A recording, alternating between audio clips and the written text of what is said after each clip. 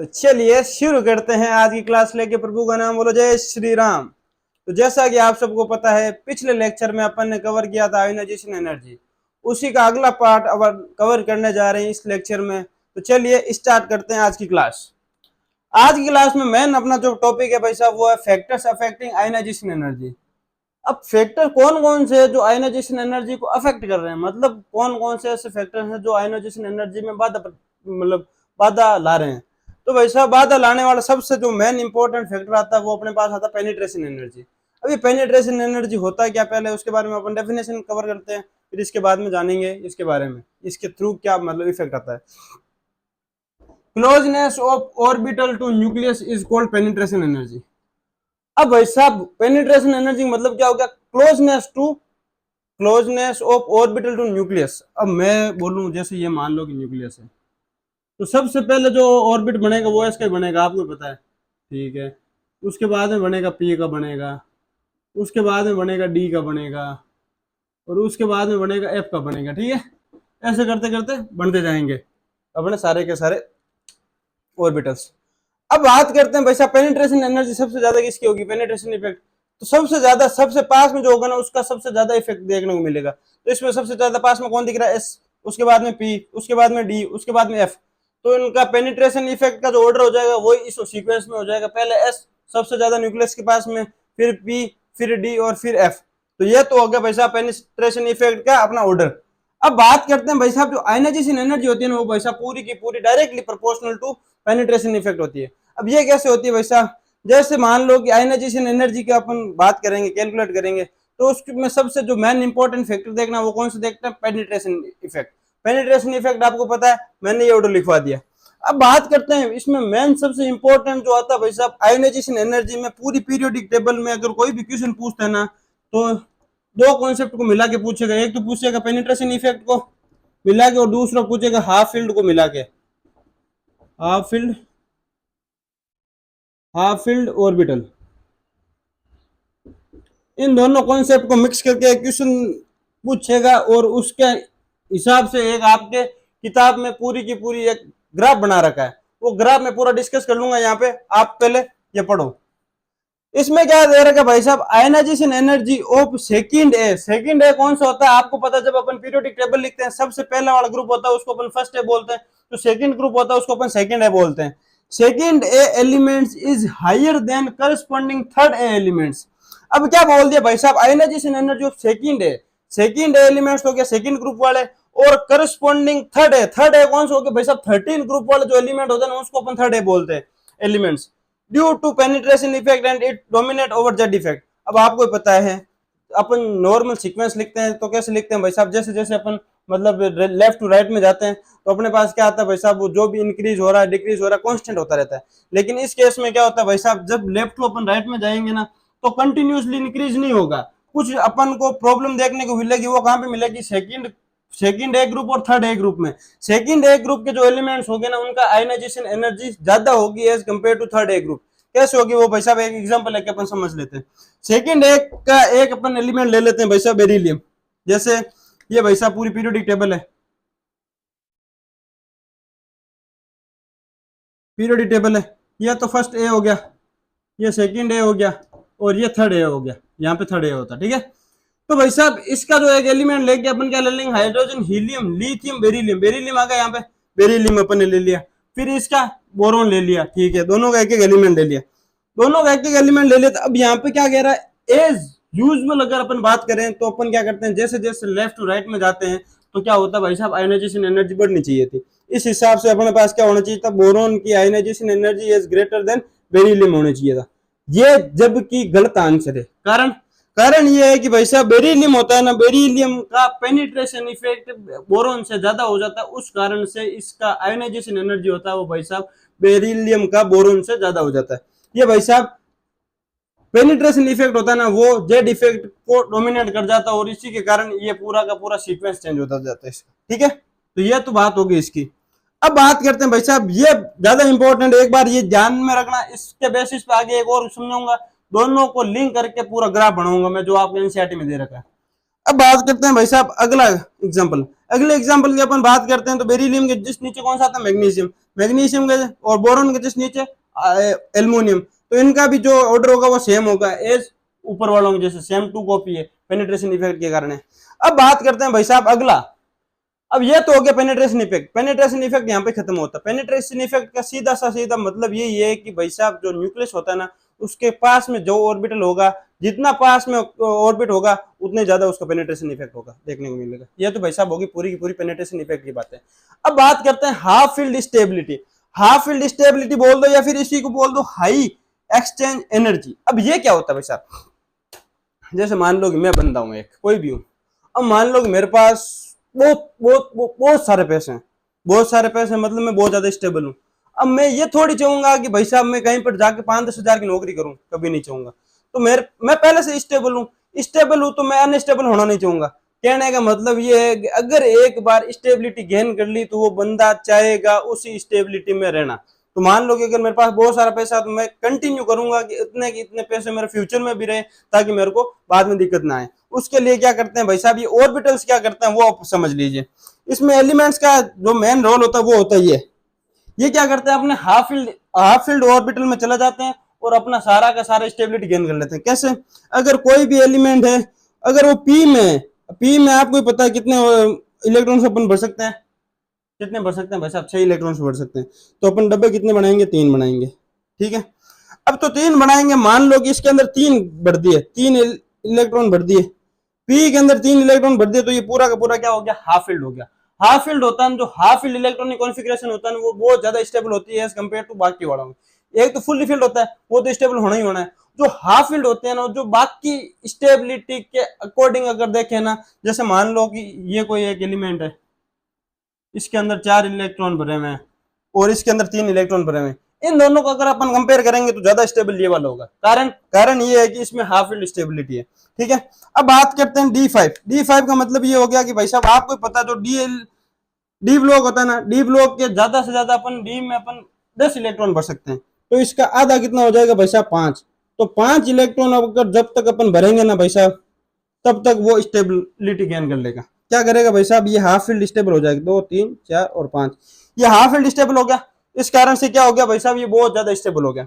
अब आपको पता जो एफ ब्लॉक होता है ना, एफ ब्लॉक के अंदर 14 एलिमेंट्स होते हैं एक मतलब सीरीज में। लेंथ नोट सीरीज की अपन बात करें तो 14 एलिमेंट्स होते हैं। तो उनका पर अगर अपन हाफ करेंगे तो कितना आएंगे, 7 एलिमेंट्स।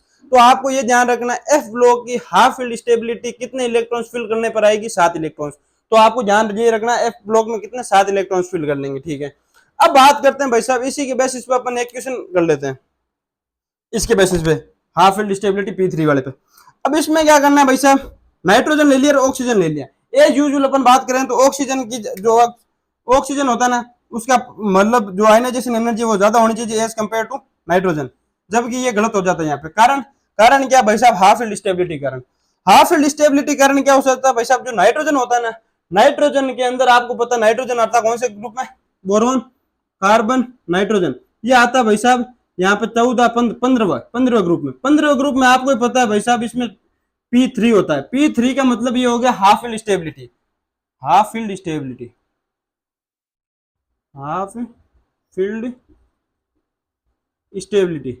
इसमें हाफ फील्ड स्टेबिलिटी होने के कारण बच्चों क्या हो जाता है भाई साहब, ये बहुत ज्यादा स्टेबल हो जाता है as compare to oxygen. Oxygen में क्या हो जाता है भाई साहब, इसमें 4 इलेक्ट्रॉन हो जाते हैं, एक इलेक्ट्रॉन इसकी स्टेबिलिटी को भंग कर देता है। इस भंग करने के कारण भाई साहब जो हाफ फील्ड स्टेबिलिटी होती है वो ज्यादा स्टेबल होती है। अब एक तो ये क्वेश्चन और एक ये वाला क्वेश्चन कहां पे गया वो, ये रहा बेरिलियम वाला। इन दोनों को आप एक बार नजर मारो, बेरिलियम बोरॉन से ज्यादा है और नाइट्रोजन ऑक्सीजन से ज्यादा है।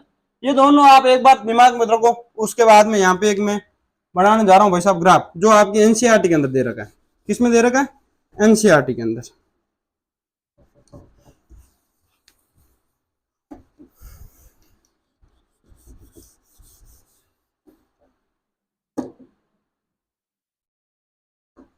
एनसीईआरटी के अंदर ऐसा कुछ करके आपके एक ग्राफ बना रखा है। उसमें क्या लिख रखा है, नीचे तो लिख रखा है एटॉमिक नंबर, एटॉमिक नंबर, और इधर लिख रखा डेल एच किलो जूल पर मोल में, ठीक है। अब अपन बात करते हैं भाई साहब, अगर अपन उस डायग्राम को बनाएंगे कैसे बनाएंगे।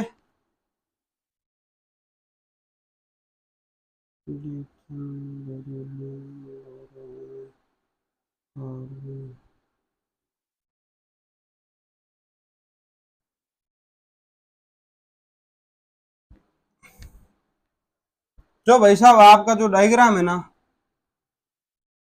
एनसीईआरटी का, इसमें ऐसे बना रखा है, यहाँ पे तो बना रखा है लिथियम, क्या बना रखा है, लिथियम,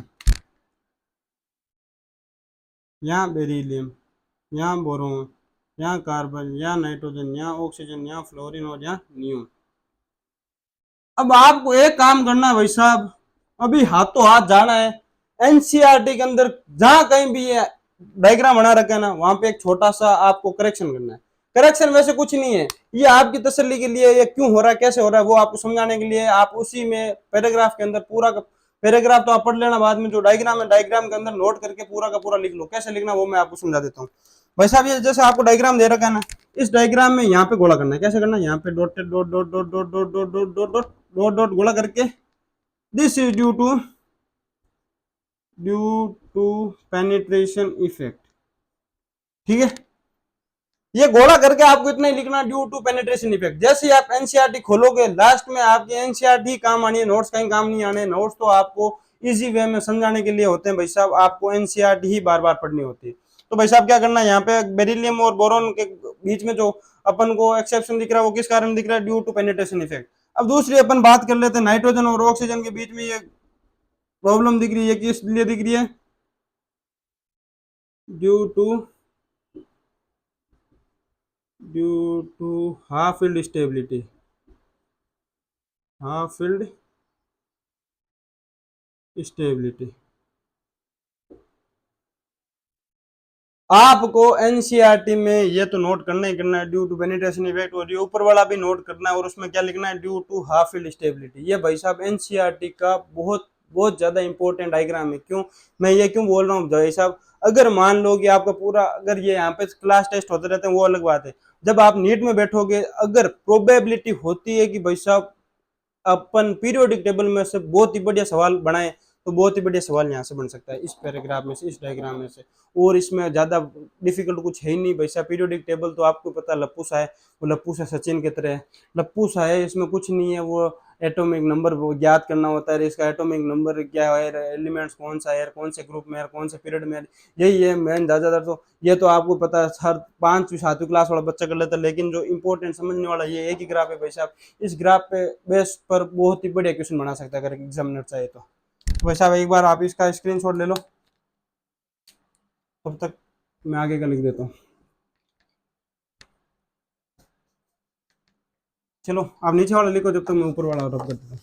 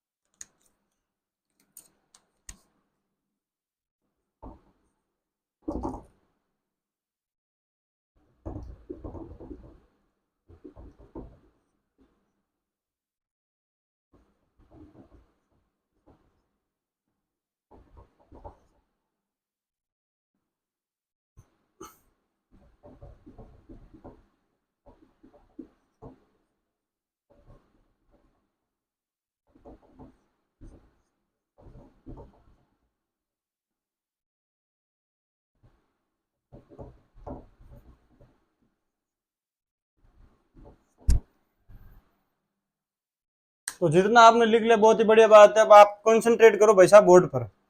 अब ये तो अपना पहला एग्जांपल हो गया। सेकंड एग्जांपल की अगर अपन बात करें तो सेम ये का ये कॉपी किया मैंने, कुछ नहीं किया। नाना के नीचे क्या होता है आपको पता, पार्टिकल होता है। नाइट्रोजन के नीचे क्या होता है आपको पता, फॉस्फोरस होता है। कहने का मतलब ये है कि सेम जो सीक्वेंस फर्स्ट अपन ने लिखा था भाई साहब एलिमेंट्स के लिए, वही सेकंड एलिमेंट्स के लिए हो जाएगा। ऑक्सीजन के नीचे आपको पता सल्फर होता है, तो ये का ये सेम ऑर्डर हो जाएगा इसका एनर्जी एनर्जी का थर्ड पीरियड के लिए, ठीक है। अब अपन बात करते हैं भाई साहब जो इंपॉर्टेंट ध्यान देने लगी है ना भाई साहब, ये दो एग्जांपल है।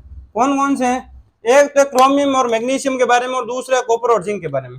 अगर अपन बात करते हैं क्रोमियम और मैग्नीशियम के बारे में, आपको पता है जब मैंने इनका इलेक्ट्रॉनिक कॉन्फ़िगरेशन लिखवाया था, आपको कुछ एक्सेप्शंस लिखवाए थे। वो किस किस में लिखवाए थे आपको पता है?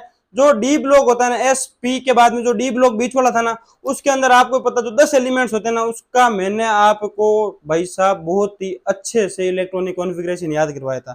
और उसमें सबसे जो ज्यादा मेन इंपॉर्टेंट अपने काम आने वाला जो एक्सेप्शन है वो भाई साहब एक तो कॉपर का हो गया, और यहाँ पे एक हो गया क्रोमियम का। आपको पता है वो 4s2 की जगह क्या हो जाता भाई साहब, एक इलेक्ट्रॉन जंप करके क्या चला जाता, डी में चला जाता, और हाफ फील्ड इलेक्ट्रॉनिक कॉन्फ़िगरेशन वो क्या कर लेता, स्टेबिलिटी गेन कर लेता है। उस स्टेबिलिटी गेन करने के कारण क्या हो जाता भाई साहब, जो अपना आयोनाइजेशन एनर्जी होता है उसका जो ऑर्डर होता है वो बहुत ज्यादा चेंज हो जाता है। वो कैसे होता है वो अपन देख लेते हैं। यहाँ पे क्या होता है भाई साहब, जैसे मान लो कि क्रोमियम है, क्रोमियम आपको पता है एक्सेप्शन है, एक्सेप्शन में क्या हो जाता है 4s1 3d5। यहाँ का एक इलेक्ट्रॉन उठ के कहां चला गया, 3d4, 4 की जगह 5 हो जाएगा, ठीक है। ये तो अपना एज यूजुअल अपना शो कर रहा है भाई साहब इलेक्ट्रॉनिक कॉन्फ़िगरेशन। अगर अपन बात कर रहे हैं आयोनाइजेशन एनर्जी फर्स्ट की बात करते हैं, तो इसमें कौन सा मैग्नीशियम ज्यादा हो जाता है। क्यों क्यों इसमें दोनों के दोनों स्टेबिलिटी की तरफ है। क्यों? इसमें देखो S2 है जो फुल फील्ड है, फुल फील्ड है, फुल फील्ड है, और ये हाफ फील्ड है। इसके कारण क्या हो जाता भाई साहब, ये ज्यादा स्टेबल हो जाता कौन, मैग्नीशियम। अब बात करते हैं भाई साहब उसके बाद में आयनाइजेशन एनर्जी फर्स्ट हो गई, आयनाइजेशन एनर्जी सेकंड की बात करते हैं। इसमें क्या हो जाता है, क्रोमियम ज्यादा हो जाता है। क्रोमियम ज्यादा क्यों हो जाता है भाई साहब, आपको पता है कि एक इलेक्ट्रॉन निकलने के बाद, मान लो कि इसका 4s का एक इलेक्ट्रॉन निकल गया, एक इलेक्ट्रॉन निकल गया, एक इलेक्ट्रॉन निकलने के बाद में क्या बचेगा, 3d5। 3d5 का मतलब ये हो गया कि हाफ फील्ड स्टेबिलिटी गेन कर ली इसने। क्या कर लिया, हाफ फील्ड स्टेबिलिटी गेन कर ली। स्टेबिलिटी गेन करने से क्या हो जाता है भाई साहब, ये जो क्रोमियम हो जाता है ना, ये क्रोमियम की आयनाइजेशन एनर्जी सेकंड ज्यादा हो जाती है एज कंपेयर टू मैग्नीशियम। बात होगी क्लियर। तो इसमें क्या हो जाता है भाई साहब, 4s1 बच जाता है। इस 4s1 के कारण ये क्या हो जाता है भाई साहब, इसकी आयनाइजेशन एनर्जी कम हो जाती है एज कंपेयर टू क्रोमियम। अब बात करते हैं आयनाइजेशन एनर्जी थर्ड की। आयनाइजेशन एनर्जी थर्ड की बात करेंगे तो इसमें से एक इलेक्ट्रॉन और निकालेंगे तो D5 की जगह D4 हो जाएगा। हालांकि वो आयनाइजेशन एनर्जी ज्यादा होगी, वो देनी तो पड़ेगी अपन को, निकालने के लिए जो हीट देनी पड़ेगी वो रिक्वायर्ड हीट तो अपन को देनी पड़ेगी। एक इलेक्ट्रॉन निकल गया, निकलने के बाद अगर अपन यहाँ पे देखेंगे तो यहाँ का एक इलेक्ट्रॉन निकल गया, मान लो एक इलेक्ट्रॉन भाग गया, एक इलेक्ट्रॉन भाग गया, तो अब इसका इलेक्ट्रॉनिक कॉन्फ़िगरेशन आ गया वो 3d5 आ गया। ये क्या हो गया भाई साहब, हाफ फील्ड स्टेबिलिटी। ये हाफ फील्ड स्टेबिलिटी होगी। जैसे आपको हाफ फील्ड स्टेबिलिटी दिख जाती है तो क्या हो जाता है भाई साहब, मैग्नीशियम की जो आयनाइजेशन एनर्जी हो जाती है वो थर्ड आयनाइजेशन एनर्जी किसकी ज्यादा हो जाती है, मैग्नीशियम की ज्यादा हो जाती है।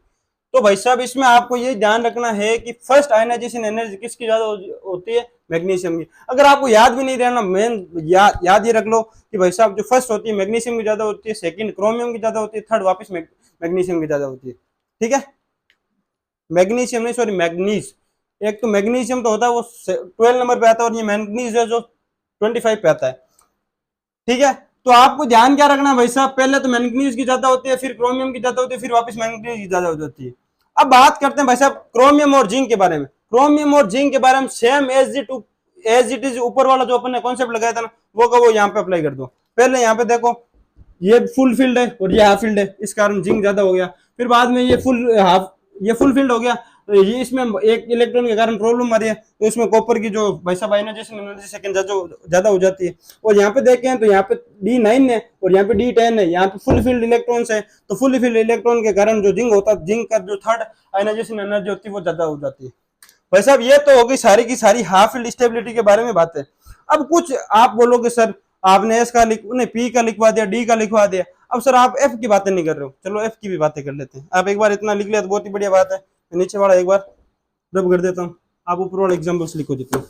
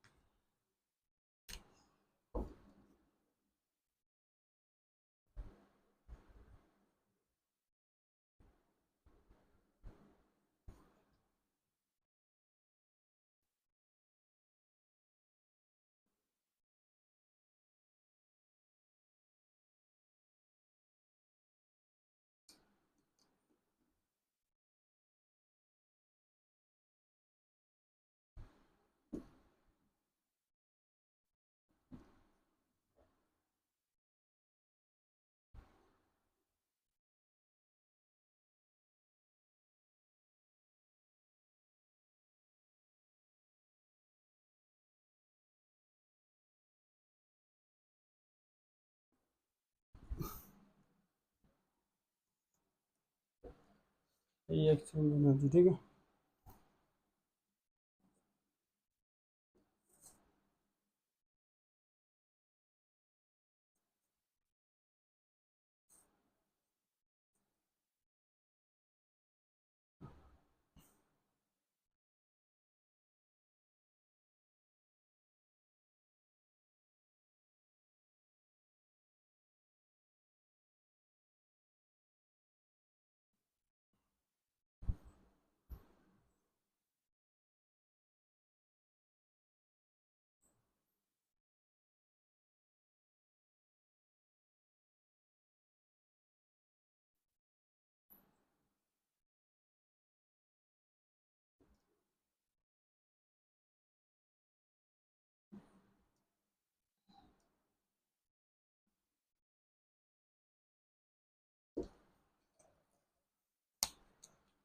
तो भाई साहब आपने इतना लिख लिया, तो अपन आगे कंटिन्यू करते हैं। आप ना एक नोट लिख लीजिए। भाई साहब आपने एस की बात कर ली, पी की बात कर ली, डी की बात कर ली, अब अपन बात करते हैं एफ ब्लॉक के। एफ ब्लॉक में आयनाइजेशन एनर्जी का क्या प्रभाव पड़ता है वो अपन बात करते हैं। भाई साहब नोट लिए लगा लो, नोट में सबसे बड़ी बात ये लिख लो, आयनाइजेशन एनर्जी तो थर्ड होती है ना भाई साहब, ओप एल ए बोले तो क्या होता है, लेंथेनॉइड। जो भी है आपको जो ट्रिक लिखवा रखी है उसके हिसाब से L A G D and Lu lawrencium is comparative low due to high exchange energy. ये हाई एक्सचेंज एनर्जी के कारण जो आयनाइजेशन एनर्जी थर्ड होती है ना वो भाई साहब बहुत ही कम होती है इन तीनों की। क्यों होती है भाई साहब, जो अपना पास लेंथ नोट्स होते हैं ना, लेंथ नोट्स के आपको पता जो इलेक्ट्रॉनिक कॉन्फ़िगरेशन लिखते हैं वो अपन जिनोन को डिनोट करते हैं, रिप्रेजेंट करते हैं आगे वाले एलिमेंट्स को छुपाने के लिए। फिर बात करते हैं 6s2 एलिमेंट्स, एस के अंदर जो इलेक्ट्रॉन्स भरे हुए फिल करे हुए दो कर दिए। फिर बात करते हैं डी, डी के अंदर आपको पता है एक इलेक्ट्रॉन्स भरते हैं। और फिर जो एफ ब्लॉक होता है ना भाई साहब, एफ ब्लॉक का जो पहला एलिमेंट होने के कारण इसके अंदर कोई भी इलेक्ट्रॉन नहीं जाता एफ के अंदर। फिर बात करते हैं जीडी, जीडी जो हाफ फील्ड इलेक्ट्रॉन कॉन्फ़िगरेशन हो जाता है।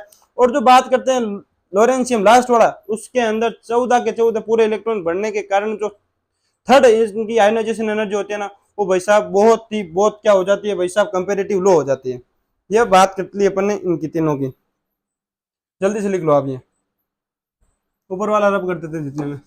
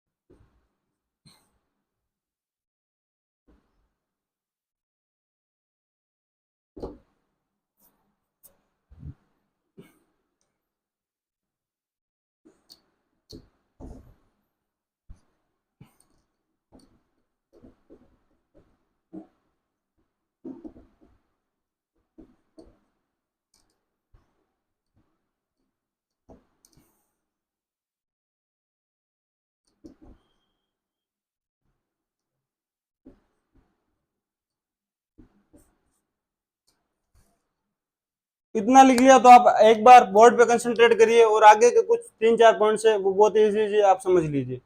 आयनाइजेशन एनर्जी होती है ना वो भाई साहब साइज के इनवर्सली प्रोपोर्शनल होती है। वो कैसे होती है, जितना साइज छोटा उतनी आयनाइजेशन एनर्जी बड़ी। क्यों, क्यों आपको पता है, जितना साइज छोटा होगा तो उतना न्यूक्लियस के पास में इलेक्ट्रॉन होगा और उतनी एनर्जी अपन को देनी पड़ेगी ताकि वो इलेक्ट्रॉन बाहर निकल पाए।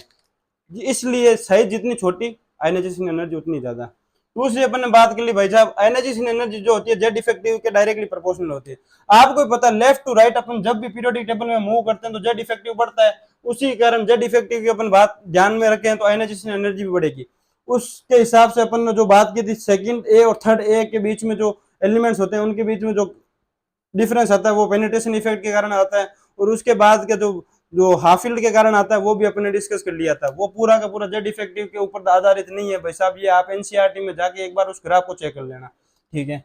फिर बात करते हैं भाई साहब, आयनाइजेशन एनर्जी होती है ना वो डायरेक्टली प्रोपोर्शनल किसके होती है भाई साहब, साइज के प्रोपोर्शनल, पॉजिटिव चार्ज के प्रोपोर्शनल होती है। और इनवर्सली प्रोपोर्शनल, जाहिर सी बात है अगर पॉजिटिव चार्ज की डायरेक्टली प्रोपोर्शनल है तो नेगेटिव चार्ज की इनवर्सली प्रोपोर्शनल होगी। तो ये तो बात हो गई भाई साहब। ये अगर अपन पीरियोडिक टेबल को मद्देनजर रखते हुए अपन बात करें तो मान लो कि ये पीरियोडिक टेबल है आपकी, पीरियोडिक टेबल है। अगर मान लो लेफ्ट टू अपन राइट चलते हैं तो जेड इफेक्टिव बढ़ता है, उसके कारण आयनाइजेशन एनर्जी भी बढ़ेगी। अपन डाउन द ग्रुप चलते हैं तो साइज बढ़ती है, आपको पता है। जैसे जैसे अपन नीचे नीचे ग्रुप में नीचे चलते हैं, ग्रुप में नीचे चलते हैं तो आपको पता है बाहर में क्या होता है, सेल ऐड हो जाता है।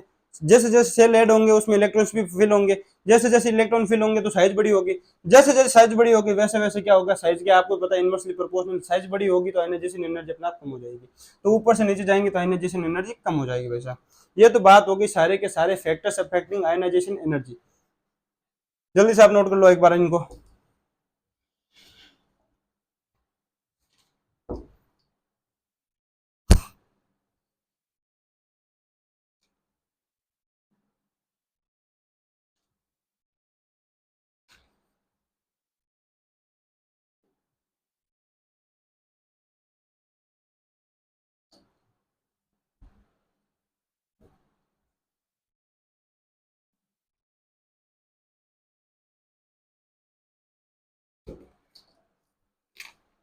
तो भाई साहब ये तो हो गए सारे के सारे फैक्टर्स आयनाइजेशन एनर्जी के। इसके अगले लेक्चर में अपन कवर करेंगे भाई साहब एक्सेप्शंस, उसके बाद में अपन इसकी एप्लीकेशन करके आयनाइजेशन एनर्जी को फिनिश कर देंगे।